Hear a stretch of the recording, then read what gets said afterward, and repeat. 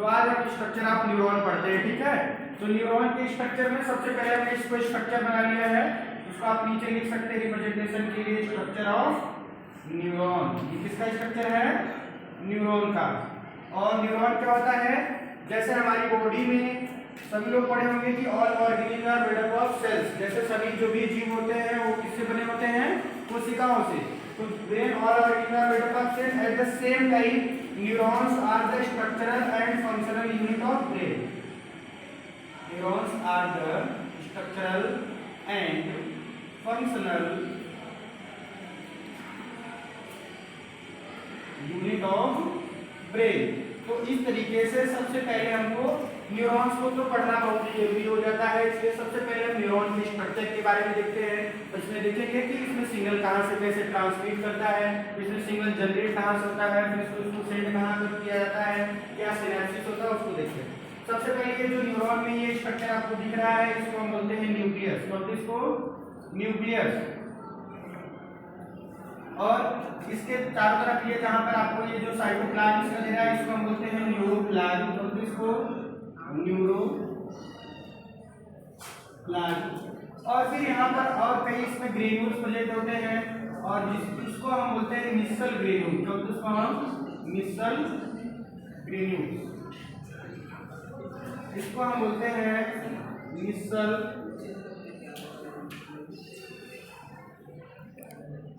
Granules. मिसल granules जो होते हैं ये एंडोप्लाज्मिक रेटिकुलम के और राइबोसोम के बने हुए पैच या क्लम्प होते हैं।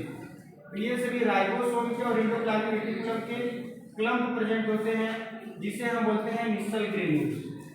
जो मिसल ग्रेन्यूल्स होते हैं इसके साथ साथ जो भी जैसे नॉर्मल सेल में सभी सेल ऑर्गेनेल प्रेजेंट होते हैं, यूकेरियोटिक सेल में जैसे ही सभी यूकेरियोटिक सेल में, नॉर्मल सेल में mitochondria, Golgi body, endoplasmic reticulum present होते हैं, सेम उसी टाइप से ही न्यूरॉन की सेल्स में भी सभी सेल ऑर्गेनेल पाए जाते हैं। जैसे यहाँ पर क्या हो सकता है, यहाँ पर सभी सेल ऑर्गेनेल प्रेजेंट होते हैं, जैसे मान लीजिए गोल्गी बॉडी प्रेजेंट होता है इसमें, जो वेसिकल का फॉर्मेशन करता है। और इसमें माइटोकॉन्ड्रिया मैक्सिमम नंबर में होते हैं, क्योंकि नर्व सेल को वर्क करने के लिए अधिक से अधिक एनर्जी चाहिए। तो इसमें राइबोसोम भी प्रेजेंट होते हैं, जो इसमें प्रेजेंट होते हैं, गोल्गी बॉडी हो गया। और इसमें इसके साइटोप्लाज्म को न्यूरोप्लाज्म होते हैं, इसका न्यूक्लियस एक प्रेजेंट। इसकी जो यहाँ पर प्रोजेक्शन या जो इसकी प्रोसेसिंग दिखाई दे रही है, इन सभी प्रोसेसिंग को हम इसको बोलते हैं डेंड्राइट्स। क्या बोलते हैं? सभी प्रोसेसिंग को डेंड्राइट्स। जो भी न्यूरॉन्स की प्रोसेसिंग होती है, इस प्रोसेसिंग को हम बोलते हैं डेंड्राइट्स। न्यूरॉन्स की प्रोसेसिंग को हम डेंड्राइट्स बोलते हैं। डेंड्राइट से ही सिग्नल को जनरेट किया जाता है या सिग्नल को रिसीव किया जाता है। डेंड्राइट से ही सिग्नल को रिसीव किया जाता है और यहीं से सिग्नल स्टार्ट होता है। तो स्टार्टिंग सिग्नल का यही होता है। और ये आने के बाद यहाँ पर जो भी इसका न्यूरोप्लाज्म होता है, यहाँ पर अगर ये केमिकल दो तरीके से इसमें ट्रांसमिशन होता है, एक होता है इलेक्ट्रिकल ट्रांसमिशन ऑफ नर्व, एक होता है केमिकल ट्रांसमिशन। इलेक्ट्रिकल ट्रांसमिशन में सोडियम पोटेशियम बॉन्ड के थ्रू होता है, और अगर आप केमिकल ट्रांसमिशन देखते हैं तो जो भी केमिकल ट्रांसमिशन होता है उसमें वेसिकल्स ट्रांसमिट होते हैं। उसमें क्या ट्रांसमिट होते हैं? वेसिकल में।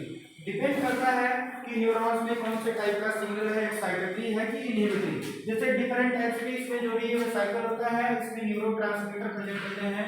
ये जो वेसिकल होता है, ये वेसिकल धीरे धीरे मूव करके ये एक्सॉन टर्मिनल तक आता है, ये जो वेसिकल है।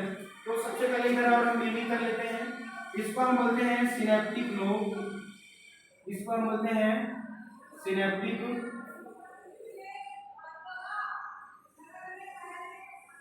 इसको हम बोलते हैं सिनेप्टिक नोड, और इसको हम बोलते हैं एक्सॉन टर्मिनल। इसको हम क्या बोलते हैं? एक्सॉन टर्मिनल बोलते हैं। ये सिनेप्टिक नोड है।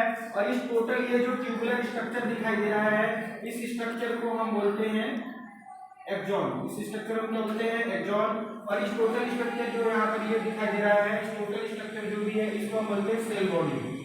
इसको हम क्या बोलते हैं? Cell body. तो अगर इंग्लिश में देखा जाए तो ये जो सेल बॉडी है और इसमें एक्सॉन है, ये मेन, उसके बाद ये क्या है? एक्सॉन टर्मिनल की पोर्शन।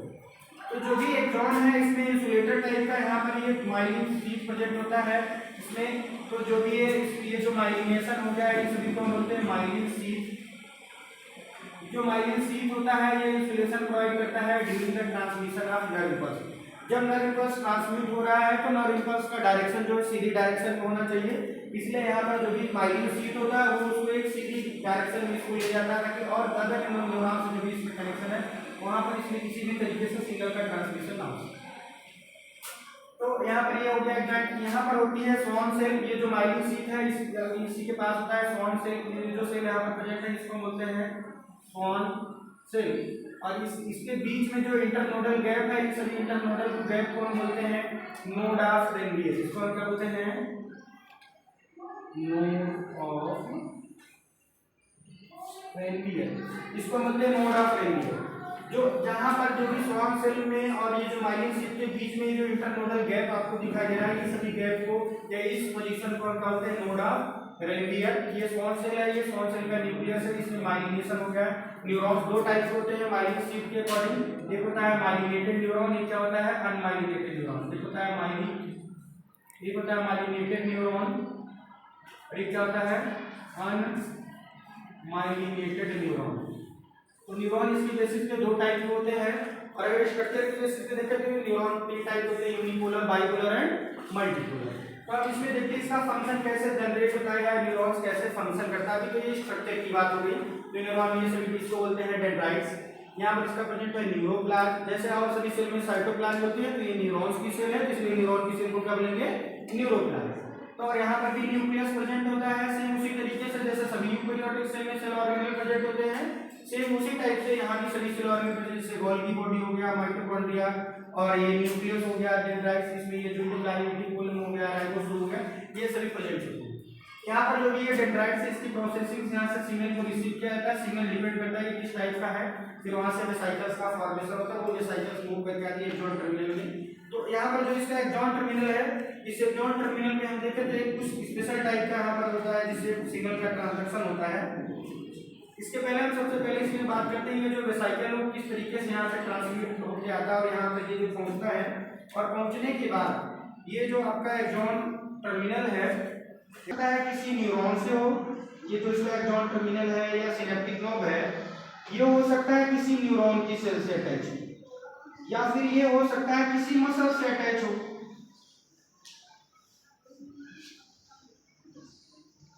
अगर ये किसी मसल सेल से अटैच है, इसको यानी ये टोटल स्ट्रक्चर को मिलता है सिनेप्स, इसको हम कहते हैं साइनेप्स। ये जो इसका साइनेप्स होता है, इस साइनेप्स को इसको हम बोलते हैं प्री सिनेप्टिक न्यूरॉन। अगर ये टोटल न्यूरॉन है, ऊपर वाले को हम बोलते हैं प्री सिनेप्टिक, ऊपर वाले को हम बोलते हैं प्री सिनेप्टिक न्यूरॉन, इसको हम क्या बोलते हैं? Pre synaptic neuron. और इस न्यूरॉन से ये जो वेसाइकल्स है, यहाँ पर इस वेसाइकल के फ्यूजन प्रोसेस, इसमें जो एक्शन पोटेंशियल जनरेट हो रहा है, और नीचे वाले न्यूरॉन को हम क्या बोलते हैं? Post synaptic neuron. नीचे वाले को हम क्या बोलते हैं? Post synaptic neuron. मतलब जो बीच में फर्स्ट न्यूरॉन है, यहाँ पर जो बीच में, और इस टोटल स्ट्रक्चर को हम क्या बोलते हैं? साइनेप्स। और ये इसको हम बोलते हैं इंटरन्यूरोनल जंक्शन। इसका नाम हम देंगे इंटरन्यूरोनल जंक्शन। एंड अगर यही सेम थिंग्स, अगर ये जो आपका प्री सिनेप्टिक न्यूरॉन है, ये जो प्री सिनेप्टिक न्यूरॉन है, ये जो पोस्ट, ये यहाँ पर अगर ये मसल सेल है तो इसको हम बोलते हैं न्यूरोमस्कुलर जंक्शन। इसको हम क्या बोलेंगे तब? Neuromuscular junction. क्योंकि जो भी न्यूरॉन की सेल होगी, या तो न्यूरॉन का न्यूरॉन से कनेक्शन हो सकता है, या तो न्यूरॉन का मसल से कनेक्शन हो सकता है। अगर वो मसल सेल से कनेक्टेड है तो उसको हम क्या बोलेंगे? उस जंक्शन को हम बोलेंगे न्यूरोमस्कुलर जंक्शन। अगर न्यूरॉन से तो इंटरन्यूरोनल जंक्शन बोलेंगे। इसमें जो भी होता है, यहाँ पर वेसाइकल्स का फ्यूजन होता है। हम वेसाइकल्स के बारे में थोड़ा सा देखते हैं कि जो ये वेसाइकल होता है क्या होता है। इसमें जो भी वेसाइकल है, इस वेसाइकल में केमिकल फील्ड होते हैं, ये हो सकते हैं इनके अंदर जो भी केमिकल फील्ड होता है उसको हम बोलते हैं न्यूरोट्रांसमीटर। इसमें जो भी केमिकल होता है उसको हम क्या बोलते हैं? न्यूरोट्रांसमीटर।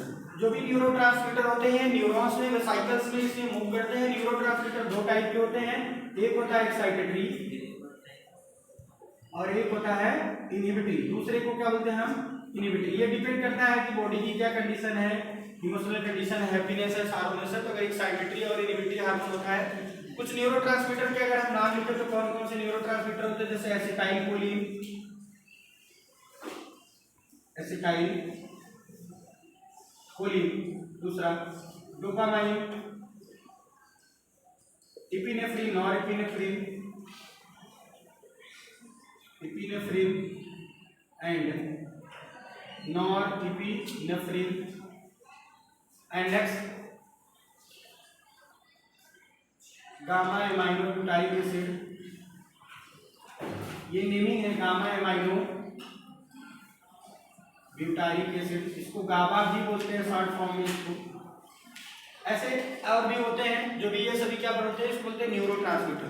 जो न्यूरोट्रांसमीटर होते हैं न्यूरॉन्स में फ्लो करते हुए एक पेड़ से दूसरे पेड़ तक जाते हैं और यहाँ पर न्यूरॉन्स का फ्लो होता है। न्यूरॉन्स में दो तरीके से होता है, जो है इसमें नर्व का ट्रांसमिशन, एक तो होता है केमिकल नर्व इम्पल्स ट्रांसमिशन, एक होता है इलेक्ट्रिकल।